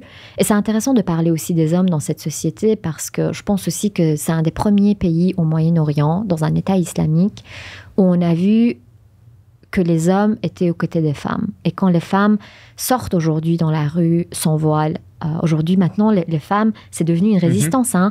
Ouais. On va ne plus porter le voile et c'est extraordinaire. Il y a des messages qui circulent sur les réseaux sociaux. Il y a une jeune femme qui dit « Mais moi, de mon travail jusqu'à ma voiture, j'ai pas porté le voile. » C'est une révolution dans le sens où c'est peut-être des petits pas, mais c'est un grand pas, je pense, parce que, en fait, allez, j'ai envie de dire, s'il y a bien une révolution dans ce pays, pour moi, c'est une révolution sexuelle et c'est une révolution culturelle. Et ça en vaut toutes les autres révolutions. Ils peuvent rester là, ils peuvent déployer la force, ils peuvent utiliser la répression qui est finalement, vous savez, la violence a toujours été la réponse des faibles. Et là, vous voyez une société qui n'a plus peur, qui va, au nom de la liberté, le sang va couler, le sang coule déjà, on parle de bain de sang à Téhéran. Vous savez, il y a cet artiste qui a coloré les fontaines de Téhéran avec de la couleur rouge. C'est un artiste anonyme, mais ça a l'image du sang qui est coulé dans les rues de Téhéran et même ailleurs en Iran, malheureusement. Et je pense que ça, c'est la vraie révolution. Ouais. C'est une conscience et c'est une révolution sexuelle. Ouais. Puis c'est quoi la différence dans la révolution qu'on voit en ce moment puis les tentatives qu'il y a eu, mettons, dans les 20 dernières années de changer les choses? Est-ce qu'en ce moment, vraiment, on sent que le mouvement a plus d'ampleur puis qu'il y a plus de potentiel à faire bouger les choses? Moi, je pense que c'est une question de génération. On est dans une génération qui ne veut plus se faire dicter et ne veut plus qu'on lui impose des choses. Je pense que si on avait peut-être des générations précédentes plus conventionnelles, qui étaient plus dociles, je dirais, sans vouloir insulter qui que ce soit, on a comme ça parfois peut-être des personnes ou des générations qui sont plus dociles que d'autres. Vous avez d'autres générations qui sont plutôt révoltées. Je pense qu'on est face aujourd'hui en Iran, c'est une population jeune, c'est une population éduquée, c'est une population qui est très consciente de sa condition sociale. qui est très, très mature politiquement. C'est quand on voit des collégiennes et quand on voit des lycéens manifester à l'âge de 15, 16, peut-être même 12, 13 ans, moi, je pense que ça dit long sur une société. Un enfant de 12 ans qui crie « liberté, liberté »,« femme, vie, liberté », pour moi, ça en dit long sur une société. Et ça montre l'échec de l'islam politique, ça montre l'échec de toute, si vous voulez, de cette propagande et toute cette manipulation, si vous voulez, idéologique, parce que c'est ça qu'ils ont tenté de faire depuis 43 ans. C'est vraiment de faire un lavage de cerveau. Ça a marché pour certaines personnes, ça n'a pas fonctionné pour d'autres. Ceci étant dit, quand on voit comme ça des jeunes gens crier des revendications qui sont liées aux droits les plus fondamentaux, on pourrait dire que c'est une jeunesse, en fait, finalement, qui a une autre maturité, je pense, et qui a un autre esprit que peut-être la génération précédente. Je veux rien enlever à la génération précédente, parce que c'est quand même les parents, il faut les respecter, et puis les grands-parents aussi, et les plus aînés, évidemment, il y a toujours le respect de l'aîné. Ceci étant dit, la grande différence que moi je vois, c'est que c'est une génération 2.0, c'est une génération connectée, c'est une génération qui sait ce qui se passe à l'extérieur, et qui a envie de vivre sa jeunesse comme à Montréal, comme à New York, comme à Berlin, comme à Paris. J'ai envie de tenir la main de ma petite amie, j'ai envie d'embrasser mon copain, je veux vivre ma sexualité comme je l'entends. Voilà. Et vous voyez, c'est ça la grande différence, moi, je pense. Et c'est pour ça que je parle d'une révolution sexuelle, parce que je pense que cette génération-là est très conscient de ce qu'il pourrait avoir comme vie et ce qu'il n'a pas comme vie. Et c'était peut-être pas le cas des générations précédentes. Peut-être que les générations précédentes, ils se disaient, bon, ben, on va aller avec le flow, on va voir, c'est comme ça, ben, qu'est-ce qu'on peut... Et aujourd'hui, une des grandes différences aussi qu'on voit à travers pas seulement par rapport à ce mouvement, mais je dirais que depuis quelques années, c'est que de petit à petit, on voit que cette peur et cette crainte qui est devenue un moyen de gouvernance, et que cette crainte et cette peur a été complètement institutionnalisée, eh bien, elle montre aussi ses limites, parce que le mur de peur est tombé. À partir du moment où on est prêt à aller dans des rues en Iran pour manifester, c'est que oui, peut-être qu'on a peur, mais finalement, on y va quand même. On y va parce qu'on croit à un changement, et parce qu'on ne veut plus, on ne veut plus en fait vivre sous un État, dans une société islamique. Hier, pour me mettre dans le thème, j'ai réécouté le film Persepolis de Marjane, je me souviens plus son nom. Satrapi. Puis qui montre, qui est un film autobiographique sur sa jeunesse, qui montre la révolution de 79 puis tout ça. Puis j'écoutais tantôt une entrevue qu'elle donnait sur la situation en ce moment, puis elle disait exactement ça. Elle disait, au moment de la révolution en 79, c'était 40% des Iraniens qui savaient lire et écrire. Aujourd'hui, c'est 80%. Elle dit, les jeunes aujourd'hui, ils ont accès à Internet, ils sont ouverts sur le monde, ils s'informent, ils savent qu'est-ce qui se passe. On peut plus difficilement, justement, comme tu dis, les contrôler, tu sais. Puis elle disait aussi, puis quand je parle aux jeunes hommes maintenant, que la femme est égale à l'homme, pour eux, c'est un acquis, là, tu sais, c'est une certitude, là, tu sais, puis il n'y a aucun doute là-dessus, tu sais. Fait que, elle dit, ce qu'elle disait, c'est que les tentatives de répression, je veux dire, il ne fonctionnera jamais avec une nouvelle population qui est aussi éduquée et qui est aussi avancée, là. Oui, absolument, parce que l'éducation amène de nouvelles inspirations. Puis oui, elle, c'est vraiment le témoin de ce qu'elle a vécu, parce qu'elle a aussi quitté, comme beaucoup, vous savez, pour beaucoup de jeunes, pour venir à son cas, mais c'est le cas de beaucoup d'artistes en exil, beaucoup d'Iraniens qui sont aujourd'hui à l'étranger. Beaucoup sont partis à cause de ce régime. Beaucoup sont partis parce que, justement, ils voyaient aucune perspective d'avenir dans la République islamique d'Iran. Et que aussi, à un moment donné, surtout, je pense ici aux artistes, aux réalisateurs, aux acteurs, aux actrices, à beaucoup d'artistes de différentes pratiques artistiques. C'est des gens, à un moment, qui se sont dit, si on reste en Iran avec la censure, avec l'autocensure, avec toutes les restrictions qui est imposée à la liberté de création, liberté d'expression, liberté de pensée, il ne nous reste plus le choix. Soit on reste, on est silencieux, soit on va dans la rue au péril de notre vie, soit on part. n'y a pas 36 000 choix. Et c'est pour ça que vous retrouvez aussi une grande partie de la communauté iranienne. On peut parler juste de Montréal. Regardez Toronto, Vancouver. Le Canada est devenu un des pays majeurs de l'immigration iranienne. Après, évidemment, les États-Unis et puis, dans une moindre mesure, l'Europe. Peu importe finalement où, pour beaucoup des jeunes, il faut partir. En tout cas, pour certains qui ont les moyens, parce que partir non plus, c'est pas toujours facile et il faut certains moyens économiques pour pouvoir sortir du pays. Mais pour ceux et celles qui parviennent ne serait-ce qu'obtenir un permis d'études et ensuite demander un permis de séjour, ils vont jamais hésiter à quitter l'Iran. Et donc l'Iran s'est vidé aussi, on parle souvent de ce phénomène de la fuite des cerveaux. Mais oui, c'est ça. Ce pays s'est vidé de ses cerveaux. Vous savez, ici à Montréal, on prend juste l'exemple de Montréal. Regardez juste à McGill, Concordia, HEC. Vous avez un nombre important d'étudiants iraniens et on les retrouve où? En ingénierie, en médecine, en informatique, dans une moindre mesure en sciences sociales. Comme moi, par exemple. Moi, je suis vilain petit canard, j'ai fait Sciences Po, sociaux. C'est pas du tout valorisé dans la culture iranienne. C'est même pas sérieux comme étude. Enfin bref, il faut aller vraiment vers les sciences pures parce que voilà, il y a tout aussi cette culture qui a toujours valorisé les études, mais davantage évidemment les sciences pures, au détriment parfois malheureusement des sciences humaines, quoique maintenant la tendance commence à changer, parce que même pour cette génération, par exemple, il y a une valorisation des domaines artistiques. On voit justement qu'il y a une professionnalisation qui se fait à travers ces domaines-là, et on peut souvent voir que, par exemple, un artiste va avoir un diplôme en ingénierie, mais en fait, sa vie et sa passion, c'est la peinture ou la musique. Donc oui, vous avez différentes cas de figure, mais c'est vrai que beaucoup partent comme Arjan Satrapi et partent pour des questions souvent politiques. Mais oui. Et à cause du gouvernement et du régime en place en Iran. Un artiste, c'est plus dangereux pour une dictature qu'un ingénieur, par exemple. Absolument. Ce qui est dangereux pour cet État, pour cette République islamique d'Iran, c'est la pensée libre. Et c'est là aussi qu'il y a une confrontation. C'est-à-dire que c'est la pensée unique qui s'oppose à une pensée libre et plurielle. Donc là, ça fait environ 5 semaines, je pense, qu'on est dans les revendications, puis dans les... Est-ce que le régime en place montre des signes de faiblesse ou de ralentissement ou pas vraiment? Non, faiblesse, non, parce que c'est certain que c'est pas un État qui veut montrer des signes de faiblesse. Moi, je pense que quand on montre cette répression aussi forte, pour moi, c'est un signe de faiblesse d'esprit, surtout.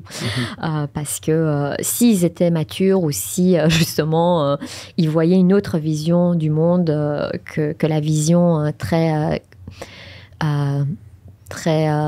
comment dirais-je, très limitée ce qu'ils ont en ce moment, c'est certain qu'ils auraient pu aller vers d'autres options. Ils auraient pu ouvrir le dialogue, ils auraient pu tenter de créer une discussion, ils auraient pu tenter même à travers les autres mouvements de tenir au moins en considération, peut-être pas toutes les revendications, mais de répondre à certaines revendications qui étaient d'ailleurs assez légitimes. Donc non, la réponse de l'État iranien, c'est toujours de dire il n'y a aucune place, on ne tolère aucune critique vis-à-vis de l'État, vis-à-vis de la figure religieuse. Figures religieuses et politiques ne font qu'un. Donc, de facto, si on laisse aucune place à la critique vis-à-vis du religieux, évidemment, aucune place vis-à-vis d'une critique vis-à-vis de la figure politique. Donc, oui, on laisse aucune place à la critique, on laisse aucune place à la remise en question du système. Et donc, c'est la répression, c'est le déploiement d'une force de frappe qui est souvent la réponse.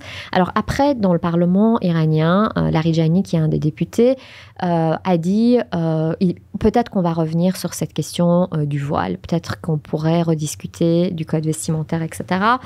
Alors pour certains, ils pourraient dire peut-être est-ce que c'est un signe de faiblesse, est-ce qu'ils vont un petit peu reculer.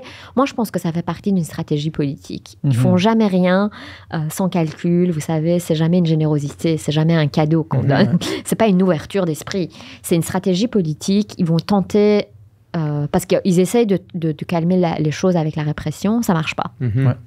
on a vu maintenant, vous l'avez très bien dit, maintenant on est à plus de 20 jours. Donc la répression montre ses limites, c'est-à-dire qu'il voit que malgré le déploiement de cette force de frappe, les gens continuent à venir dans la rue. Alors là maintenant, ils vont peut-être essayer d'autres stratégies. Ils vont essayer d'autres stratégies et ils vont peut-être amener des réformes. Ça, c'est une hypothèse possible, sauf qu'on n'est plus à l'heure des réformes. Ouais, c'est ça. C'est que les Iraniens, là, quand ils sont dans la rue, ils disent pas on veut réformer le système. On veut le changer. On veut plus du système. Ouais. On veut plus de votre système et on veut plus de votre lecture et de votre modèle de société. On est vraiment ailleurs maintenant.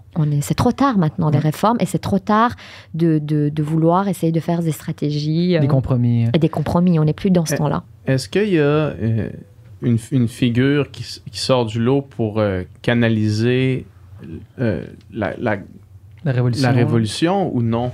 Parce que j'imagine que si la proposition, c'est de tasser le régime en place, ça prend une alternative. Est-ce qu'il y a cette proposition-là? Est-ce qu'il y a ou c'est vraiment une espèce de collectif de tout le monde qui disent on va régler ça une fois qu'eux vont être dehors?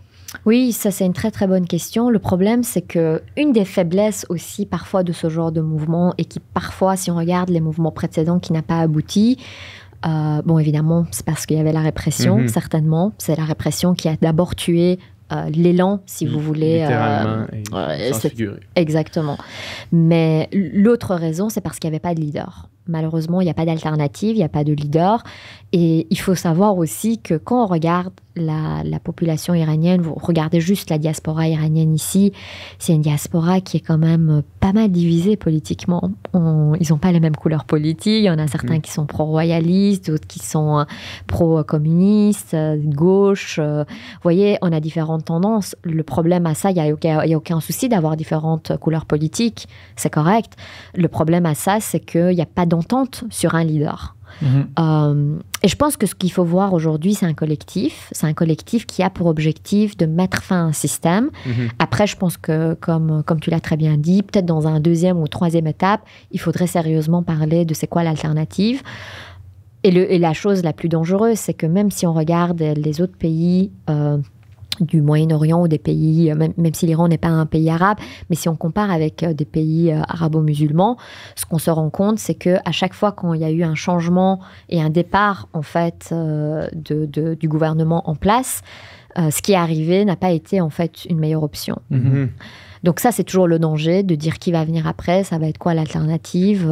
À l'heure où je vous parle, il n'y a pas d'alternative, il n'y a pas de nom, il n'y a pas de groupe qui s'est manifesté ou qui en tout cas bénéficie d'une forme de légitimité pour l'ensemble de la population iranienne. Puis est-ce que de garder le système démocratique avec le président qui est élu, mais en tassant justement le côté du leader, du guide suprême, est-ce que c'est quelque chose qui potentiellement pourrait, il faudrait tout parte du même coup? Est-ce que tu peux répéter la question? J'ai pas bien compris. Parce qu'on a le président qui est élu versus le guide suprême. Est-ce qu'on peut se débarrasser du guide suprême en gardant l'autre parti qui est plus démocratique, si on veut, ou il faudrait tout tasser du même coup? Il y a plein d'hypothèses possibles. Le gros souci, c'est qu'ils sont tous liés les uns par les autres. C'est tout un système, en fait. Ouais. C'est vraiment un clan. C'est vraiment tout un système qui se tient les uns par les autres. C'est tout ça, pour moi, ça fait partie d'une seule et même classe, qui est une classe minoritaire. J'ai pas envie de dire élite, parce que pour moi, c'est pas une élite, mais c'est un clan. C'est un groupe de personnes qui ont le monopole de la force, qui ont les pleins pouvoirs. Et qui font partie du même système. Et ça reste en fait un groupe de privilégiés. Ouais. Donc, peut-être qu'à l'intérieur, il pourrait y avoir des divisions. Peut-être qu'à un moment donné, souvent on a parlé des gardiens de la révolution, qui pourraient finalement s'ériger contre le guide suprême ou contre l'État. Sauf que le problème, c'est que l'ensemble de ces organes et l'ensemble des différents acteurs qui composent le système ont des privilèges avec le pouvoir actuel. Et généralement, les privilégiés veulent jamais, ils veulent pas faire changer le statu quo et puis ils veulent pas remettre en question leurs propres privilèges. Ouais. Est-ce que en ce moment, les revendications gagnent du momentum plus le temps avance ou bien ça semble se calmer? Est-ce que c'est quelque chose que tu penses qui va continuer de prendre de l'ampleur, faire faire boule de neige encore plus, puis... C'est difficile à dire parce que les informations qui viennent arrivent un peu en compte-gouttes. Donc, moi, je pense que la mobilisation va continuer. Ouais. La répression va continuer aussi. Ce qui s'est passé ces derniers jours, bon, il y a eu, vous savez, il y a eu un cyberattaque au journal télé. Donc, pendant quelques secondes, on a montré la photo, justement, du guide suprême, Ali Khamenei, avec un viseur sur sa tête, entouré de flammes. Et donc, il y avait des messages de menaces en disant, ben voilà, c'est la fin, pense à partir. Et puis, il y avait les photos des victimes qui étaient en bas de la page. Donc, c'est vraiment la chaîne nationale, en plein journal, téléjournal. Il y a eu cette attaque, ce qu'on appelle cyberattaque. Ouais. Ça a duré que quelques instants. Mais c'était intéressant de voir comment finalement on est en train de s'organiser. Les Iraniens commencent à s'organiser. Ils bénéficient d'une solidarité à l'international. Il y a des gens de plus en plus, beaucoup de gens reprochent le silence en disant... c'est ça, ma question que je voulais poser, c'était par rapport à ça. C'est qu'en est-il de l'appui international? Parce que il n'y a personne qui prend position, personne semble vouloir se mêler de ça, tout le monde semble vouloir laisser l'Iran mettre de son propre sort, ce qui est, j'imagine, essentiellement ce qui va se passer, mais l'appui international est où? C'est une bonne question. C'est d'ailleurs ce qu'on reproche, en fait, à tous les démocrates de ce monde, en disant où vous êtes, en fait. Et ce silence est considéré comme criminel, parce qu'on est en train de tuer des gens.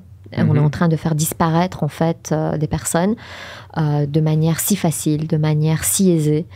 Et c'est vrai que la population iranienne, et puis même la diaspora, les communautés, la communauté iranienne à l'extérieur du pays, se sont aussi révoltés et indignés par ce manque, en fait, finalement, de prise de position. Bon, il y a eu des condamnations au niveau du discours politique en disant on condamne ce qui se fait en Iran. Bon, on a même entendu de la part de M. Justin Trudeau. Des sanctions aux élites, encore une fois. Exactement. Ils ont pris la décision, évidemment, de cibler des personnes qui sont sur le territoire canadien, qui seraient ici probablement pour faire de l'espionnage industriel ou autre. On a vu aussi certaines personnes ont été identifiées dans les manifestations. Là, à Montréal, d'ailleurs, dernièrement, il y a une vidéo qui circule beaucoup sur les réseaux sociaux où on montre en fait un homme qui a pris des photos et des vidéos des manifestants, et puis il est parti, sauf qu'il a eu une altercation avec d'autres manifestants en disant « Qu'est-ce que tu fais ? Tu travailles pour qui ?» critique le gouvernement publiquement. Pourquoi tu participes pas au slogan? Pourquoi tu dis rien? Et ce monsieur a baissé la tête, puis il est parti. Et donc, oui, on a remarqué, en tout cas, qu'il y avait des présences un peu spécifiques dans ce genre de manifestation, parce que, bon, vous savez, il y a beaucoup de monde dans l'espace public, il y a beaucoup de manifestants. On ne sait pas forcément qui est qui. Mais évidemment, le gouvernement, au niveau fédéral, ont pris la décision d'identifier des personnes. Évidemment, ils sont interdits, soit ils vont être renvoyés en Iran, soit ils sont interdits de séjour sur le territoire canadien. Alors ça, c'est très bien parce que c'est une manière de protéger la diaspora qui est ici, surtout une diaspora qui est maintenant engagée politiquement, qui vient aussi dans l'espace public, etc. Donc oui, mais vous savez, les sanctions contre l'Iran, il y a eu aussi dans le passé, on peut parler juste des sanctions économiques sur le dossier nucléaire. En quoi est-ce que ça a contraint l'Iran ? Il y a un boycott qui existe depuis la prise d'otage de l'ambassade américaine en Iran. Il y a eu beaucoup de sanctions vis-à-vis de l'Iran, le boycott, les sanctions. L'Iran a été un État paria, l'Iran a été mis au banc de la scène internationale suite justement à cette prise d'otage au début de la Révolution. La vraie question pour moi qu'il faut se poser, c'est de comprendre pourquoi les pressions ou les sanctions ne fonctionne pas. Ça, c'est une véritable question à poser, évidemment, à nos représentants politiques, puis à ceux et celles qui nous gouvernent. C'est de savoir pourquoi vous ne parvenez pas aujourd'hui, avec tous les moyens que vous avez, technologiques, économiques, financiers. Vous avez pu faire pression sur la Russie. Vous ne pouvez pas faire pression sur l'Iran? Pourquoi? C'est quoi la raison qui explique que vous ne réagissez pas? Puis concrètement, vous ne pouvez pas bloquer d'une manière ou d'une autre ce que l'État iranien est en train de faire. Est-ce qu'il y a des théories selon pour lesquels ça fonctionne pas, pour lesquels c'est pas efficace, pour lesquels on le fait pas? Est-ce qu'il y a des liens qui peuvent être tracés? Des ententes. J'ai de la misère à comprendre. Ouais. Ce qu'on reproche, par exemple, ce qui a beaucoup circulé sur les réseaux sociaux, vous savez, les Iraniens adorent le débat politique. Ils ont très engagés sur les questions politiques. Ce qui circule dans beaucoup de critiques, c'est de dire, par exemple, pourquoi Emmanuel Macron a rencontré le président iranien Raïssi à l'Assemblée générale qui a lieu justement au mois de septembre 2022. Pourquoi ils se sont rencontrés, puis pourquoi il lui a serré la main. Serrer la main à un dignitaire iranien, c'est hautement symbolique. C'est une marque de respect. C'est une marque de respect, c'est une entente. Une entente sur quoi? Alors, vous savez, l'Europe est en train de traverser aussi un moment difficile de son histoire, surtout, je pense, des pays comme la France ou l'Allemagne, par rapport, évidemment, à ce qui se passe entre la Russie et l'Ukraine. Évidemment, parfois, on dit, bon, les contextes sont différents, il ne faut pas tout mélanger, mais veut pas, c'est les maillons d'une chaîne, les choses sont liées. Et pourquoi les choses sont liées? Pourquoi j'en reviens à l'Iran par rapport à la Russie? Parce que l'Iran a la deuxième plus grande réserve de gaz après la Russie. Ça, il ne faut pas sous-estimer. L'Iran est un pays très riche, un sol et un sous-sol très riches. L'Iran n'a pas seulement de l'uranium, l'Iran a du zinc, l'Iran a du pétrole, l'Iran a du gaz. Il y a énormément de matières premières qui, évidemment, peuvent servir les économies européennes. Et donc, je pense qu'on pourrait, sans vouloir faire encore une fois un procès et tomber dans la théorie du complot, on pourrait se poser la question, est-ce que pour Emmanuel Macron, c'est plus important aujourd'hui de chauffer les foyers français ou de défendre la question des droits humains? Je comprends. Je comprends. Ça... ouais, non, effectivement, ça revient souvent à cette... quand on creuse loin, ça revient souvent à ça. Les gaz, les ressources. Ça reste un enjeu qui est déterminant. Qui semble revenir toujours à chaque fois qu'on discute de ce genre de questions-là. Puis évidemment, on n'a pas de boule de cristal, mais qu'est-ce qu'on peut penser qui va découler des revendications qu'on voit en ce moment? Est-ce que réellement, mettons, renverser le pouvoir, c'est quelque chose qui est dans l'ordre du possible ou pas du tout? Je pense que les Iraniens veulent absolument y croire. Je pense qu'il y a encore de l'espoir. Vous savez, c'est difficile pour une génération de ne pas avoir d'espoir. L'espoir est fondamental dans n'importe quelle société. Il faut rêver, il faut espérer. Je ne pense pas que c'est un rêve, mais je pense que c'est une espérance. Je pense que c'est une aspiration. Si on est prêt à mettre sa vie en danger et finalement, c'est ça... à combattre au prix de sa vie, c'est important comme espérance. Et je pense que rien que pour ça, il faut valoriser cette espérance et il ne faut pas le nier. Beaucoup de gens, vous savez, vous avez différentes écoles de pensée. Certains diront, ah, mais ça ne sert à rien, ils vont tous être tués, ça va se finir dans le bain de sang. C'est une possibilité. D'autres personnes vont dire non, là c'est le moment, là il se passe vraiment quelque chose, là c'est une révolution, c'est pas une révolte, il faut arrêter de parler de révolte, c'est une révolution. Ça c'est une autre façon de voir les choses. Il y a différentes écoles de pensée, mais c'est certain qu'on n'a pas de boule de cristal. On ne sait pas, surtout ce qu'on ne sait pas, c'est de quoi l'État iranien est capable, jusqu'où il peut aller. Vous savez, il y a aussi... malheureusement un autre événement qui s'est passé ces derniers jours, c'est la prison d'Evin. La prison d'Evin, il y a eu un incendie, on ne sait pas trop ce qui s'est passé, il y a eu des flammes, il y a eu des coups de feu qui sont sortis de cette prison. C'est quoi la prison d'Evin? Evin en fait est considérée comme une prison politique. Et hier je disais, tout le monde en parle, ça a un petit peu fait sourire tout le monde, mais je pense que c'est une réalité. La prison d'Evin, c'est la maison de la culture en Iran.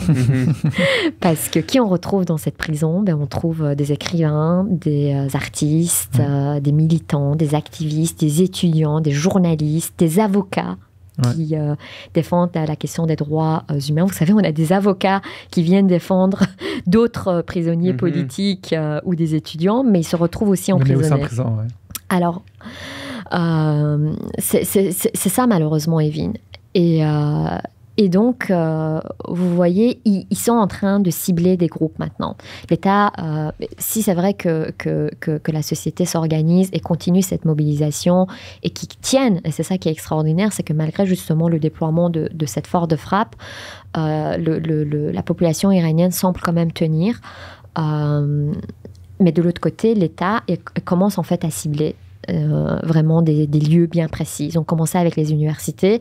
Ils ont touché à l'université Sharif, qui était c'était la Polytechnique à l'époque du Shah, qui est d'ailleurs justement, cette université-là en particulier, est considérée comme l'université, c'est tous les élites de ce pays qui sont à Sharif. D'ailleurs, beaucoup d'étudiants iraniens qui sont à McGill ou à Concordia sont diplômés de l'école de l'université Sharif, parce que ça arrive, je pense, en 5e position au Moyen-Orient, ça arrive en 37e position en Asie. C'est quand même une université qui est très très bien cotée, sauf que cette université a été quand même la cible de la police anti-émeute et du gouvernement iranien. Ensuite, ils se sont attaqués aux écoles parce qu'ils ont vu aussi que, comme je vous disais, des collégiennes, des lycéens se mobilisent. Ils ont enlevé les filles surtout ont enlevé leur voile et elles ont attaqué, en tout cas assez verbalement, je dirais, un représentant de l'éducation nationale. Et donc, maintenant, ils s'attaquent à des écoles, à des universités. La prison d'Evin, qui est donc la maison de la culture, est en train il y a des flammes qui en sortent. On ne sait pas maintenant qu'est-ce qu'il en est, qui est mort dans cette prison, qu'est-ce qu'ils sont en train de faire, parce qu'il y a des choses aussi qui se font finalement de manière cachée. On ne peut pas tout filmer non plus. L'État s'arrange quand même, vous savez, le fait aussi d'avoir coupé Internet, c'est une manière de couper la communication. Souvent, quand il y a eu aussi ces élans de révolte, quand il y a eu ces protestations, l'État a coupé Internet à l'échelle du pays.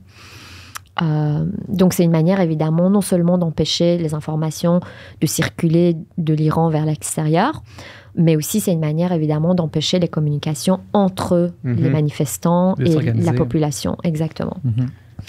Donc vous voyez, c'est ça aujourd'hui ce qu'on est en train de voir. Donc, mais ce qui est aussi intéressant, c'est que plus l'État va s'organiser et plus il va déployer la force de frappe, plus la société civile va avoir des formes de résistance, des résistances créatives. On a vu toute une émergence, évidemment, d'initiatives aussi personnelles. Shervin qui a chanté Baroye à cause d'eux, enfin, qui est devenu un peu l'hymne de ces mouvements de contestation. On a vu Bella Ciao qui a été chantée. On a vu ces fontaines qui ont été colorées en rouge. Bon, vous me direz, c'est hautement symbolique, mais pour une population qui n'est pas armée et pour une population qui a un esprit créatif, voilà, c'est quoi la réponse? Oui, le symbolisme, c'est la meilleure arme qu'on a. Mais oui, puis on parlait, tu sais, juste avant de rentrer en ondes, on parlait un peu de cinéma, puis tu sais, j'ai l'impression que l'Iran, malgré toute la répression, a une culture super forte, puis des artistes qui rayonnent vraiment beaucoup à l'international. On parlait d'Asghar Farhadi, qui est un réalisateur primé partout à travers le monde, puis qui fait des films incroyables, puis ou justement Marjane Satrapi qu'on parlait, ou j'imagine il y en a plein d'autres. Puis justement, d'ailleurs, ce film-là, Persepolis, que j'ai réécouté hier, pour comprendre, puis là je m'adresse au monde qui écoute, là, mais parce qu'on peut parler des faits, de ce qui s'est passé, mais l'art peut vraiment nous permettre de le ressentir un peu plus, de vivre un peu plus. Fait que j'invite vraiment le monde qui nous écoute à regarder ce film-là ou à regarder n'importe quelle œuvre iranienne pour essayer de comprendre un peu plus ce qui s'est passé de cette culture-là. Je pense que ça peut vraiment nous aider à comme avoir une implication émotive plus grande. Là. Absolument. Ça me fait penser à un fameux mot d'André Gide qui disait « L'art naît de contraintes, vit de lutte et meurt de liberté ». Et je pense que c'est un esprit qui est vraiment partagé par ce qu'on est en train de voir, par ces artistes iraniens. C'est des artistes, vous savez, la censure existait avant la République islamique d'Iran. La censure existe encore aujourd'hui. Elle a changé de forme, elle a changé de nature, elle a changé de moyens. Ce qui est d'autant plus terrible, plus que la censure dans le milieu des arts et dans la création artistique, c'est l'autocensure. Aujourd'hui, vous avez aussi beaucoup d'artistes qui se sont autocensurés, mais on voit à juste titre, et vous l'avez très bien dit, le cinéma iranien, le fait justement finalement d'être dans des contextes toujours de contraintes, de censure, ils ont tenté toujours de trouver des détournements, des manières d'amener un message, ou en tout cas de parler peut-être des choses qu'on veut cacher, parce que finalement le cinéma c'est quoi? Le cinéma c'est aussi une belle manière de parler de la vie, de parler des enjeux. En Iran c'est assez flagrant de partir de ces questions existentielles, de ces enjeux de société, finalement, où on ne peut pas débattre dans la société de manière ouverte et de manière bienveillante, à travers le langage, si vous voulez, visuel, à travers le langage cinématographique. On voit que ces artistes veulent s'exprimer, veulent en tout cas tenter d'ouvrir des brèches pour tout simplement s'exprimer, pour tout simplement avoir la possibilité de pouvoir débattre de quelque chose qui les touche individuellement ou qui touche la collectivité dans son ensemble. Tu me parlais juste avant qu'on commence à tourner aussi d'un article que tu as écrit justement sur le cinéma iranien, puis pour qu'on le mette dans la description, puis tu nous en parlais un peu. Oui. Alors, cet article a été écrit dans la revue Diplomatie. Ça a été publié à Paris. Je pourrais vous envoyer la version PDF. Puis si jamais vous voulez le diffuser, c'est dans le cadre en fait d'un numéro spécial sur l'Iran. Donc, si jamais les personnes qui nous écoutent souhaitent aller un peu plus loin aussi sur d'autres questions liées à l'Iran, le numéro est sorti au mois d'août, donc c'est assez récent. Je vous enverrai les références. Alors, l'article, en fait, revient sur certains films. Donc là, je donne des références, justement, si certaines personnes qui nous écoutent veulent avoir des références au niveau des réalisateurs et réalisatrices, parce qu'il y a aussi des réalisatrices iraniennes que je mentionne dans l'article. Et puis, c'est vraiment montrer comment aujourd'hui, finalement, le cinéma iranien, c'est un petit peu... l'article est assez court. La conclusion, c'est vraiment de démontrer en quoi, finalement, le cinéma iranien est une image des mutations sociales. Donc, comment, justement, il y a ce dialogue qui se fait entre, finalement, l'art cinématographique et les mutations, les changements, les enjeux au niveau de la société iranienne. Donc, j'ai vraiment fait ce jeu en essayant de voir quels sont les films qui abordent quel sujet et quels sont les sujets aussi, finalement, et quelle est aussi la réalité sociale qui se cache, en fait, à travers certains de ces films. Une réalité, finalement, que l'État iranien tente de cacher, mais que le cinéma tente de montrer et d'exposer de cette manière-là. Puis, il y a une question qui t'a été posée aussi hier à Tout le monde en parle, puis j'imagine que c'est une question qui est dure à répondre. Peut-être que la réponse est pas grand-chose, je sais pas, mais tu sais, nous, ici, au Québec, quand on est témoin de ce qui se passe, puis qu'on voit à travers les nouvelles, à travers les médias, ce qui se passe en Iran, qu'est-ce qu'on peut faire? T'sais, y a-t-il quelque chose que les gens qui sont indignés de voir ce qui se passe peuvent, je sais pas, d'une manière ou d'une autre, contribuer à ce que les choses changent? Oui, il y a beaucoup de choses qu'on peut faire. Après, c'est sûr que... moi, je pense que chacun fait ce qu'il peut. C'était un peu ma réponse parce que je sens qu'il y a une volonté de la part des personnes de vouloir nous soutenir, et c'est vraiment très honorable. Et je pense que plus on va en parler, c'est peut-être un peu ce que tout le monde dit, mais je pense que ça fait sens parce qu'à un moment, il faut continuer à porter cette voix, il faut continuer à en parler, puisque Internet est coupé, puisqu'ils n'ont pas la possibilité d'aller dans les médias. C'est aussi une manière, pour moi, c'est une responsabilité, même si je suis politologue et sociologue de formation. On se doit aujourd'hui, on a une responsabilité, je pense, en tant que personne engagée, tout simplement, d'en parler, de ce qui se passe, de relayer sur les médias, de peut-être aussi interroger ou poser la question à nos représentants politiques, qu'est-ce que vous pouvez faire? Parce que c'est sûr que nous, en tant qu'individu dans une société, on a beaucoup moins de possibilités et de moyens qu'un gouvernement. Mais par contre, étant donné que ce gouvernement est censé nous représenter et qu'on leur a donné notre... finalement, il y a eu finalement ce pacte au niveau de la souveraineté, je pense que... faut lui mettre un peu de pression. Sans vouloir mettre de la pression, on pourrait leur poser la question, qu'est-ce que vous pouvez faire? Est-ce que vous allez faire quelque chose, ou est-ce que vous pouvez faire quelque chose? Parce que c'est une demande qui s'adresse finalement de la part d'une population pour une autre population. Mais finalement, on se retrouve tous sur le côté humaniste. On est une planète, on est un seul monde. Et on est de plus en plus un monde sans frontières, parce que finalement, on voit ce qui se passe ailleurs peut rejaillir ici aussi. Et ce qui est important, c'est de créer cette solidarité, je pense, internationale, et surtout demander à ceux et celles qui nous dirigent et à ceux et celles qui ont les moyens de véritablement prendre des positions. Et c'est plus loin que des positions. Je pense qu'aujourd'hui, on n'attend pas forcément un discours. Le discours, c'est bien. Le discours symbolique, c'est très honorable. Mais ce qui est mieux et ce qui va véritablement changer les choses, c'est des actions concrètes. Il faut maintenant arrêter d'être dans le discours. Il faut concrètement, qu'est-ce que nos dirigeants peuvent faire? Qu'est-ce que la mairesse de Montréal peut faire aujourd'hui? Moi, j'aimerais demander à Valérie Plante, qu'est-ce qu'elle pourrait faire, étant donné que c'est une femme et que je sais qu'elle a pour souci la question des femmes, la condition des femmes. Est-ce qu'on pourrait appeler une des rues de Montréal Marsa Amini? Est-ce qu'on pourrait faire en sorte que cette mort, finalement, puisse ne pas être, comment dirais-je... En vain. En vain, exactement. Qu'est-ce que notre mairesse peut faire symboliquement pour cette ville? Cette ville, il y a une grande communauté iranienne. On a beaucoup d'étudiants dans les universités d'origine iranienne. Moi, j'aimerais personnellement demander à Madame Valérie Plante, à travers votre émission, qu'est-ce qu'elle pourrait faire demain à Montréal pour les femmes iraniennes, pour la question de la liberté de toute une population, et puis qu'est-ce qu'on pourrait faire pour rendre hommage à Mahsa Amini. À Paris, Madame Hidalgo a donné une citoyenneté d'honneur à Mahsa Amini. Montréal pourrait se positionner par rapport à ça. Je pense que parfois on peut faire aussi symboliquement, mais faire un acte concret, un geste fort, un geste qui peut être la signature de notre ville. Notre ville est une métropole culturelle, c'est une ville très diversifiée. À un moment donné, je pense que notre ville peut aussi apporter un message et prendre une action forte et symbolique surtout, et qui reste dans le temps.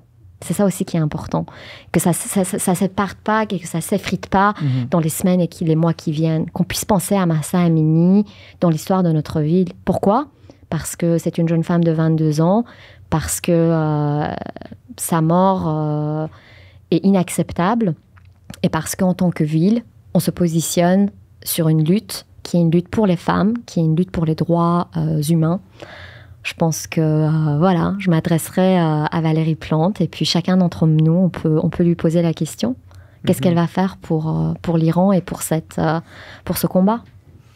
On va essayer de faire parvenir le message. On va essayer que ça se rende jusqu'à elle. Absolument. Les gens qui nous écoutent, est-ce qu'ils peuvent te suivre quelque part pour suivre tes pensées, ton travail? Je suis pas très réseaux sociaux. Non. Non, je suis pas sur Facebook, bizarrement. Je suis sur Instagram, donc le meilleur moyen de me contacter, oui, c'est par courriel. Si je donne beaucoup de conférences, je donne des cours. Donc, si les personnes veulent me suivre ou passer par la chaire Raoul-Dandurand, je suis attachée à la chaire Raoul-Dandurand. Est-ce que tu es sur Twitter? Je suis pas sur Twitter non plus. Je devrais, hein. Oui, tu devrais. Oui, je suis un petit peu pas à contre-courant de mon époque, mais je trouve que oui, les réseaux sociaux sont un outil extraordinaire. D'ailleurs, on voit à quel point ça peut servir. Mais c'est vrai que oui, à part Instagram, LinkedIn, oui, moi, ce que vous pouvez faire, de toute façon, je donne des conférences et des cours un peu partout à travers le Québec. Je bouge beaucoup au Québec. Je vais parfois dans des zones les plus éloignées pour parler de l'Iran. Je suis attachée à l'Université du 3e âge avec l'Université de Sherbrooke. Là, j'ai aussi donné des conférences dans le cadre des Belles Heures de l'Université de Montréal, parfois avec l'UQAM ou parfois avec l'université ou le Cerium ou la chaire Raoul-Dandurand. Il y a des conférences qui se font sur l'Iran. Parfois, je suis invitée, parfois, je ne suis pas invitée, mais ce n'est pas grave. Il y a d'autres personnes que vous pouvez suivre si ces questions vous intéressent, que ce soit sur le Moyen-Orient et plus particulièrement l'Iran. Après, c'est vrai que j'écris, donc si jamais il y a des gens qui sont intéressés, moi, je peux leur faire parvenir, soit à travers vous, mes écrits. Je pense que c'est ma modeste contribution de partager mes écrits. Et puis, si les gens veulent me suivre sur Instagram, ils sont les bienvenus. Mais je suis moins active, malheureusement, je suis même pas sur Facebook et Twitter. Donc, voilà. Merci beaucoup. C'était fascinant. C'était vraiment fascinant. C'était très éclairant aussi. Ouais. Je peux finir sur, Oui. sur un petit poème. Absolument. C'est un poème que je voulais lire hier à Tout le monde en parle, mais on avait très peu de temps. Vous avez l'exclusivité. C'est un poème, en fait. C'est un poème de Paul Éluard. Je ne vais pas vous lire tout le poème, mais j'inviterai, en fait, les gens qui nous écoutent à redécouvrir ce poème. Et je pense que ce poème résume bien l'esprit aujourd'hui des manifestants dans les rues de Téhéran et d'ailleurs en Iran. Le poème s'appelle Liberté. Liberté, j'écris ton nom. Et par le pouvoir d'un mot, je recommence ma vie. Je suis né pour te connaître, pour te nommer Liberté. Ça, c'est le dernier paragraphe du poème. Alors, je ne vais pas tout vous lire, mais je tenais à vous lire ce dernier paragraphe, donc de Paul Éluard, Liberté. Merci beaucoup. Puis il y a aussi prochainement un rassemblement, je pense, en support au peuple iranien. Je pense que oui. C'est le 3e samedi, donc ce samedi 22 octobre à 14h. Je pourrais vous envoyer les informations et que vous pouvez évidemment diffuser. La communauté iranienne, on appelle les Iraniens et les non-Iraniens, évidemment, à rejoindre cette mobilisation citoyenne. Donc maintenant, tous les samedis, de manière assez systématique, les samedis après-midi, à Montréal, les gens se mobilisent en solidarité par rapport à ce qui se passe en Iran. On invite les gens à s'informer. Merci beaucoup. Merci à tous les deux. Merci.